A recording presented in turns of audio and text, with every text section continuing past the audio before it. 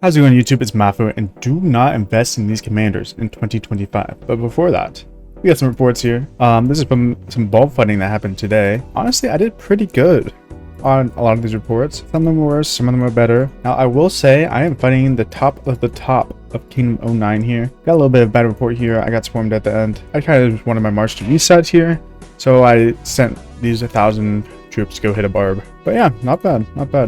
Now, getting into the commanders. The first commander I want to talk about, and this might be controversial because he's still in a lot of people's main lineups, is Ragnar Prime. Now, hear me out. First and foremost, I'm not saying do not use this commander if you already have expertise, but I think do not invest in this commander in 2025. He is part of the last skill damage infantries that I think they're going to release to the game ever. I think infantry is mainly moving towards smite damage, and he's going to be out of meta pretty soon because he doesn't do smite damage. When they start adding more things to the game that buff smite damage, such as city skins potentially, you will not want this commander in your lineup. Because let's say you want a ton of things that get buffed by normal damage. Let's say they add like a, I don't know, 10% bonus normal damage skin. This commander does get some with the counter attack and normal attack, but it just won't be as good as a smite commander. And as they add more and more infantry commanders to the game that are smite and better commanders, this guy will just get slowly pushed out of the meta.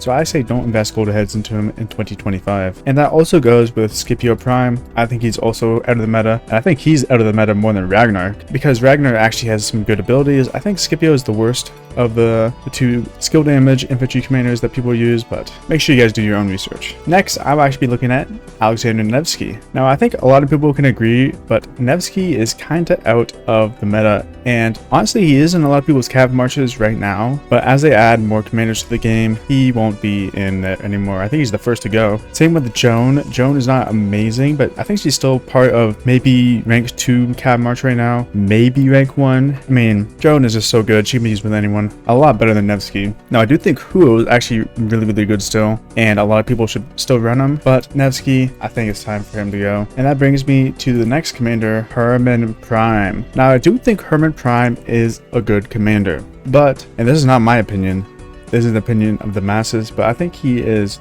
the weaker of the two commanders that people use for archers, mainly Zhuge and Hermann. He is still going to be good, but I think he gets replaced first over Zhuge, and the next archer release is coming, and it's coming soon, so he will be probably not on part of the main archer march anymore, because right now people are running Zhuge Hermann or Hermann Zhuge for the support tree if they want to, but I think people will be running the new commander plus Zhuge after he gets released. Now, in addition to the other infantry commanders like Ragnar and Skippy, Guan Yu is a skill damage infantry commander. Now, the only thing that I think is holding him to the meta in one of the top marchers is because he has an AoE silence, which is pretty good. It is 3 troops, but it's still not terrible, and a lot of people still run him in their main lineup. Main 7 march.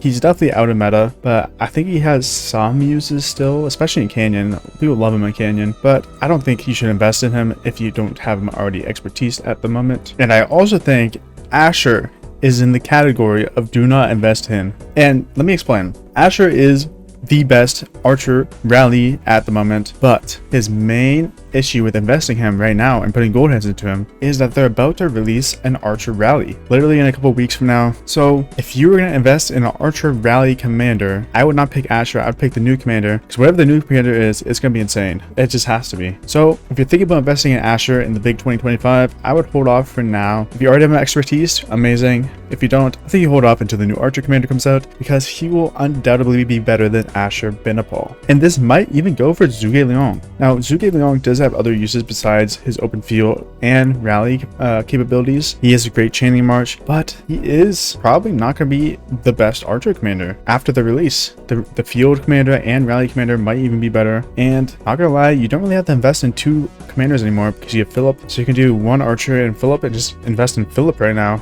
and just pair him with whoever you want to. That's part of the reason why Philip is so amazing. As you can see, I don't have him leveled up, but I will soon. He's on my list of to-dos. Now, if you're planning on running Luce Alex in KVK3 and you have the option to swap him, I would definitely swap Expertise Alex out, get Expertise Luce for him, and then run BQ. I think Luce Alex is coming out of the meta. It is still good for the cheeseburgering and some ball fighting, but I think there's just way better marches now, and I'm a little bit sad I couldn't get one, but you live and you learn. So Luce Alex, I think, is not the best infantry combo anymore. Speaking of infantry commanders you shouldn't invest in anymore, I believe William Wallace is on this list. Now, he is part of a really good infantry rally, Scipio Emilianus and William Wallace, and that is infantry rally that absolutely cooks. But I do believe he gets replaced in the top infantry marches now. I think BQ Luce is way better. I think Luce Phillips way better. I mean, William Wallace Luce is pretty good, but I think in 2025 you shouldn't put gold heads into him unless you already have all these other infantry commanders invested in. And even at that point, I think you just start investing in cav commanders or archer commanders, the new release. I really don't think he's that worth getting. Now, a lot of people might disagree with that, and I mean, there's a lot of William Wallace fans out there, but although he is very, very strong and a good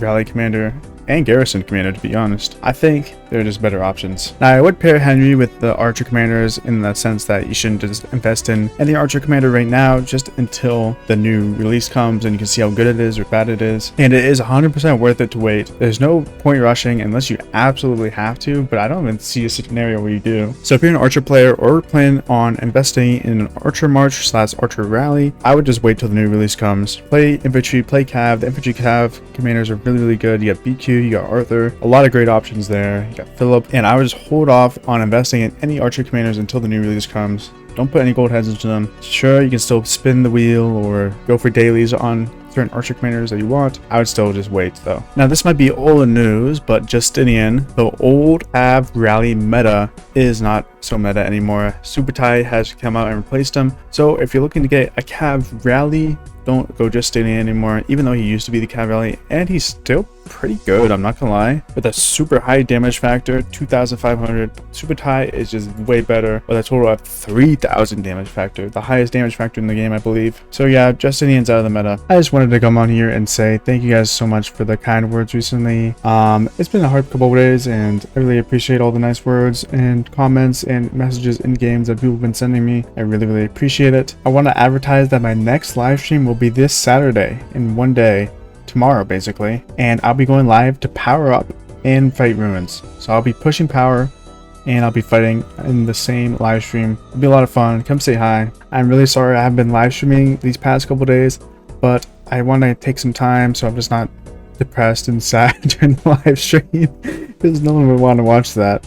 But yeah, I'm doing okay, and I hope you guys are doing good too. I've been missing live streaming. I almost went live today during the fighting because I was like, I'm feeling kind of good, but I just want to make sure I'm all chilling and everything. So we'll be live at around maybe 12 to 14 UTC tomorrow, which is really early for me, but we got the power up, we're gonna push some power, and we got the ruins fights. So a lot of fun happening.